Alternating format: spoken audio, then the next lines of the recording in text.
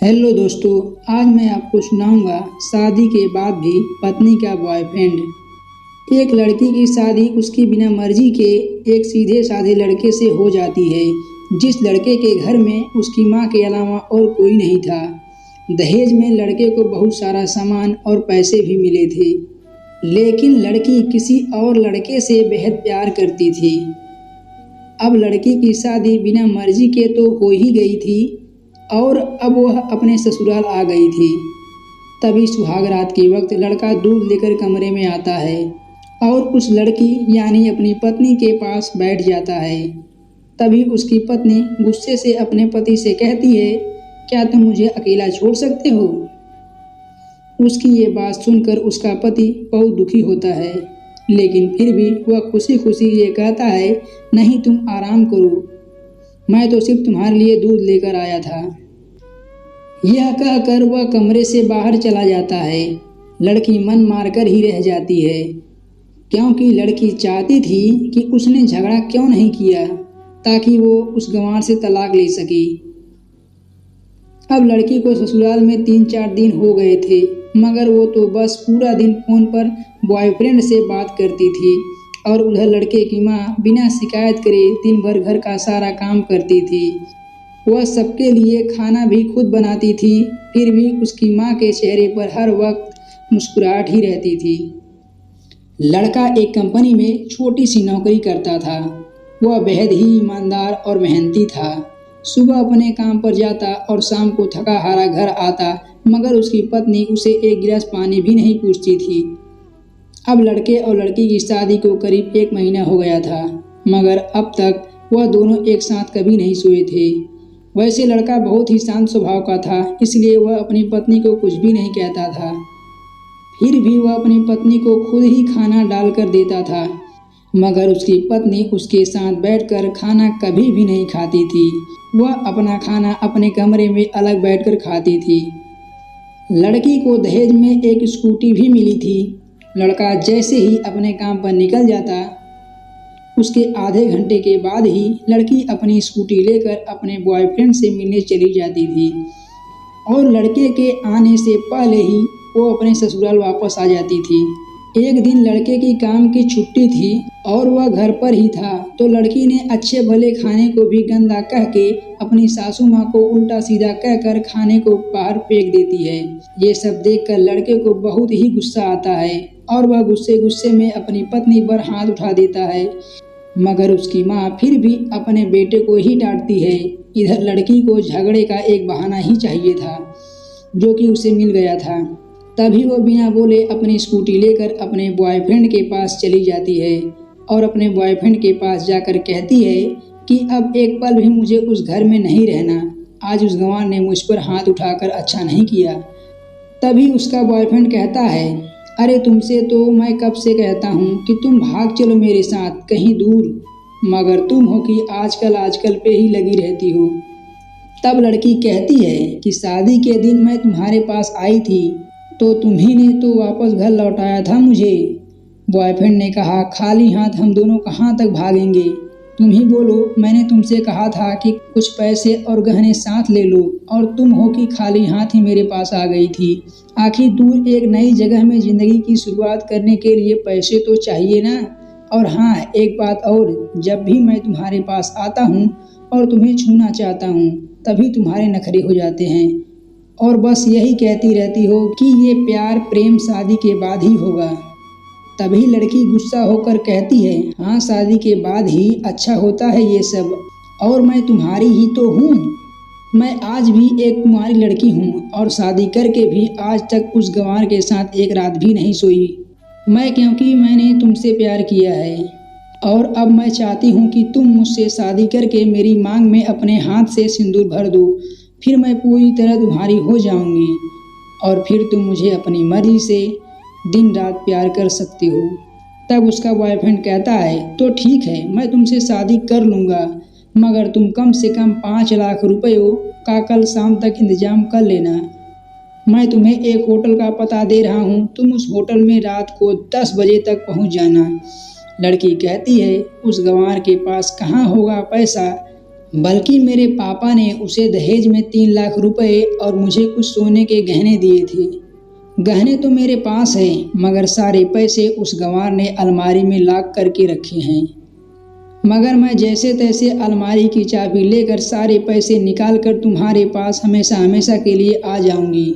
यह कहकर वह लड़की अपने ससुराल पहुंचती है। लड़की ससुराल पहुंचकर अपने पति और सास से लड़ाई करती है और उन पर खूब चिल्लाती है, मगर अफसोस वो अकेली ही चिल्लाती रहती है। उसका पति और उसकी सास बिल्कुल शांत रहते हैं। तभी लड़की अपने कमरे में चली जाती है और अचानक उसके बॉयफ्रेंड का लड़की के फ़ोन पर मैसेज आता है कि कब आ रही हो पैसे लेकर। लड़की मैसेज का जवाब देती है, सब्र करो, मैं वक्त पर आ जाऊंगी। तब उसका पति दरवाज़ा खटखटाता है और अपनी पत्नी से कहता है कि खाना खा लो। तभी पत्नी कहती है, मैं खाना तभी खाऊंगी, पहले मुझे अलमारी की चाबी दे दो। पति दरवाजे के नीचे से चाबी देकर कहता है, यह लो, अपना काम करके खाना खा लेना, क्योंकि अभी तक मैंने और माँ ने भी खाना नहीं खाया है। माँ ने कहा है हम आज साथ बैठकर ही खाना खाएंगे।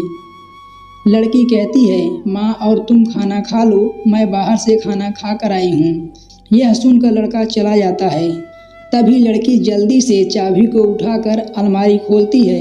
अलमारी खोलकर वह उसमें क्या देखती है कि उसमें दहेज के पूरे पैसे 3 लाख रुपए, सारे गहने तो रखे ही थे, बल्कि उसमें एक डायरी भी रखी हुई थी। वो उसे देखकर पढ़ती है तो उसमें लिखा था, प्रिय पत्नी, मुझे और तुम्हारे पिताजी को पता है कि तुम किसी और लड़के से बेहद प्यार करती हो, मगर तुम्हारे पिताजी ने पता लगाया है कि जिससे तुम प्यार करती हो उसकी पहले से भी एक बार शादी हो चुकी है और वह लड़का बहुत ही लड़कियों को धोखा भी दे चुका है। पर आपके पिताजी आपको उस लड़के के बारे में कुछ भी ना बात कर सके, क्योंकि उन्हें पता था कि ये जो इश्क का नशा है वो हमेशा अपनों को गैर और गैरों को अपना बना देता है। इसलिए तुम्हारे पिताजी ने मेरे आगे हाथ जोड़कर ये कहा कि मेरी बेटी का हमेशा ख्याल रखना। एक बाप के मुंह से एक बेटी की कहानी सुनकर मेरी भी आंखों में आंसू आ गए और मुझे यकीन हो गया था कि एक अच्छा पति होने का सम्मान मुझे मिले या ना मिले, मगर एक दामाद होने की इज्जत मैं हमेशा पा सकता हूँ। और मुझे दहेज में मिले सारे पैसे और सोने के गहने मैंने तुम्हारी अलमारी में रख दिए हैं, क्योंकि दहेज के नाम से मुझे नफरत हो चुकी है। इसी दहेज के ही कारण मैंने अपनी बहन और पिता को खोया था और मेरे पिता के अंतिम शब्द भी यही थे कि किसी बेटी के बाप से कभी 1 रुपया भी दहेज न लेना। और उस डायरी में यह भी लिखा था कि तुम मुझसे आज़ाद हो और तुम कहीं भी जा सकती हो। डायरी के बीच के पन्नों में तलाक के पेपर रखे हैं, जहां मैंने पहले ही अपने साइन कर दिए हैं। जब तुम्हें लगे कि इस गंवार के साथ नहीं रहना, तब तुम भी इस तलाक पेपर पर साइन करके अपने सारे पैसे और जेवर लेकर जा सकती हो। लड़की डायरी पढ़कर हैरान थी और परेशान भी थी। न चाहते हुए भी उसके गंवार पति के शब्दों ने उसके दिल को छू लिया था। अब वो न चाहते हुए भी गंवार पति के अनदेखे प्यार को वह महसूस करने लगी थी। वह फूट फूट के रोने लगी। डायरी में आगे लिखा था कि मैंने तुम्हें इसलिए मारा क्योंकि आपने माँ को गाली दी, और जो बेटा खुद के आगे अपनी माँ की बेइज्जती होते सहन कर ले, फिर वह बेटा ही कैसा। इसलिए मुझे माफ़ कर देना, क्योंकि मेरे लिए माँ का दर्जा सबसे बड़ा है और आपको मैं दुल्हन बनाकर अपना हमसफ़र बनाने लाया हूँ। आपसे ज़बरदस्ती करने नहीं। आपको मुझसे प्यार हो या ना हो, लेकिन मैं अंत तक सिर्फ आपसे ही प्रेम करता रहूँगा। अब फैसला तुम्हारे ही हाथों में है। अब लड़की दुल्हन बन चुकी थी और उसकी आंखों से आंसू बह रहे थे। अचानक लड़की के बॉयफ्रेंड का फ़ोन आता है। तभी गुस्से में लड़की अपने फ़ोन को स्विच ऑफ करके फ़ोन का सिम कार्ड तोड़ देती है। अब उसे सब समझ में आ गया था कि जिससे वह बेहद प्यार करती थी, उसे सिर्फ पैसों से ही प्यार था, और सच्चा प्यार करने वाला तो मेरा पति ही था, जिसने सिर्फ मेरे पापा की इज्जत रखने के लिए ही उससे शादी कर ली। और उसे मेरे एक बॉयफ्रेंड है पता होने के बाद भी मुझसे इतना प्यार किया। मैं अपने पति का प्यार क्यों नहीं समझ पाई। यह सब सोचकर वह रोती रही। फिर उसने रोते हुए अलमारी का सारा सामान जैसा था वैसे ही रख कर न जाने कब सो गई। अगले दिन उसकी पत्नी सुबह देर से जागी। तब तक उसका पति ऑफिस जा चुका था। तभी पहले नहा धोकर उसने साड़ी पहनी, फिर लंबा सा अपनी मांग में सिंदूर लगाया, जबकि पहले एक बिंदी जैसा साइड पर सिंदूर लगाती थी ताकि कोई लड़का ध्यान न दे और किसी को ये पता न चल जाए कि वह शादीशुदा है।